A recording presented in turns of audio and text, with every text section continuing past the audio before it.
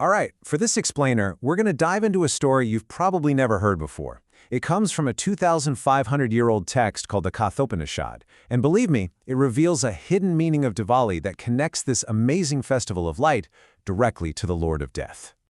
And that brings us to this big question, this paradox. Diwali is all about life, right? Light, prosperity, joy. So why on earth is there a ritual dedicated to Yamraj, the god of death? It just doesn't seem to fit. But the answer? Well, the answer unlocks a much, much deeper way of looking at the entire festival. You know, the key to this mystery isn't in the common stories we all tell during Diwali. To find it, you have to go way back to the original sources, to ancient scriptures like the Puranas, and crucially, the Katha Upanishad. This is the festival's unspoken secret. And look, this isn't just some folktale. A sacred text, the Skanda Purana, straight up says, on the 13th day, one should worship Yamraj and offer a lamp. So this is a real, prescribed ritual. Which only makes you wonder even more, why? Well, the answer is hidden inside one incredible story.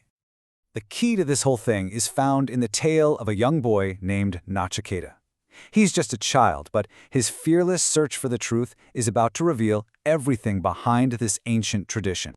So the story kicks off with Nachiketa's father, a sage named Vajrashravis. He decides to perform this huge fire ceremony, a Vishvajit Yagna, and the commitment for this ritual was intense.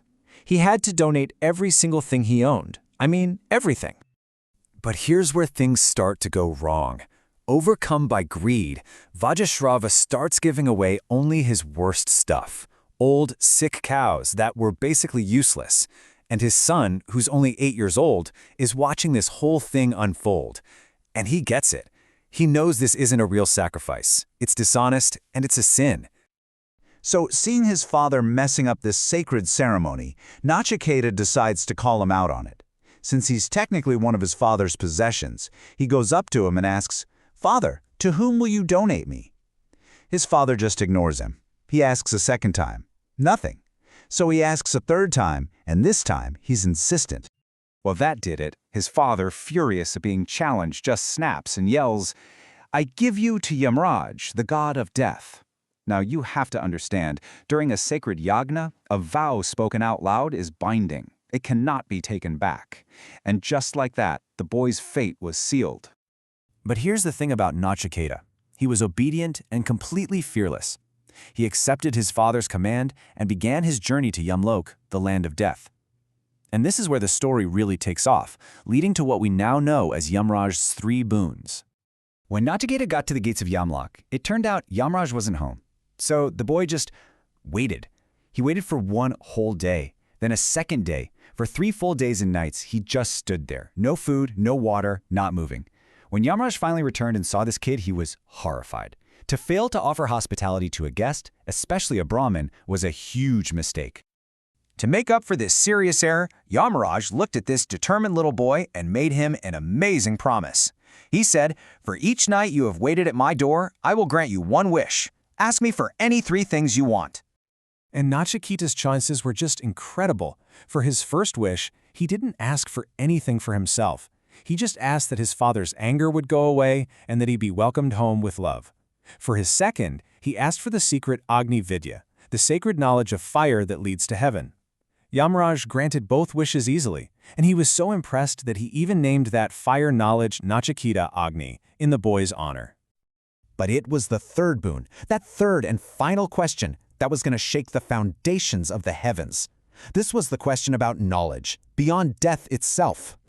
Nachiketa looked the Lord of Death right in the eye and asked the biggest question of all.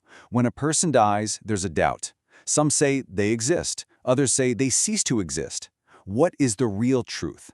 What is the secret of the soul, and what happens after we die? Yamraj was floored. He begged Nachiketa to ask for literally anything else. Unlimited riches, huge kingdoms, the longest life you could possibly imagine. He offered him every pleasure the world had to offer, but the boy, he refused it all.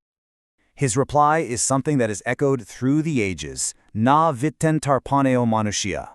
Man can never be satisfied by wealth. He argued that all those worldly pleasures are temporary, they just fade away and weaken you. He wanted the one thing that lasts forever: knowledge.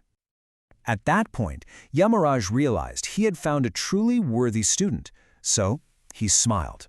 And he finally agreed to teach Nachiketa the supreme wisdom. He explained that the soul, the Atman, our true self, is eternal. It was never born and it will never die.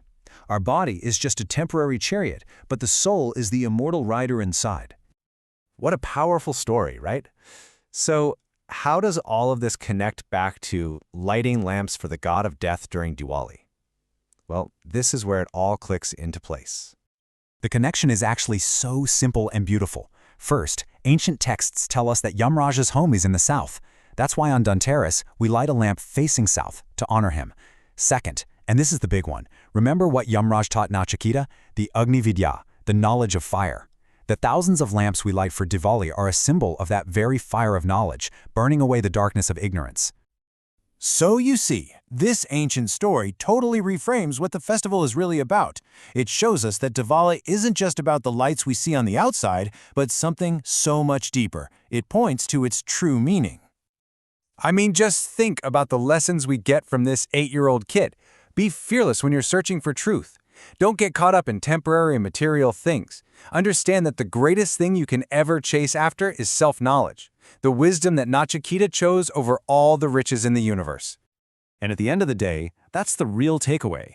The story of Nachiketa teaches us that the true celebration of Diwali is an internal one. It's about lighting that lamp of knowledge inside of ourselves to get rid of the inner darkness of ignorance, fear, and greed. It's all captured perfectly in this ancient prayer. Tamaso ma jyotirgamaya. Lead me from darkness to light, from ignorance to truth.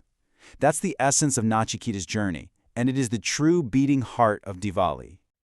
So as you light your lamps this Diwali, remember this incredible story that has survived for 2,500 years just to reach you. And maybe ask yourself, what inner darkness will you choose to illuminate with the light of knowledge?